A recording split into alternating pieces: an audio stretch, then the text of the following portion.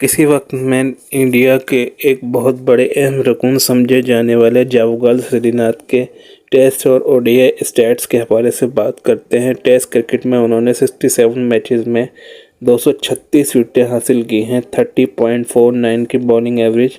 10 दफ़ा उन्होंने test cricket में एक इनिंग में 5 विकेट हार ली हैं और पूरे टेस्ट मैच में सिर्फ एक दफ़ा उन्होंने 10 विकेट हार ली है। बेस्ट बॉलिंग 8 विकेटें 86 रन देके।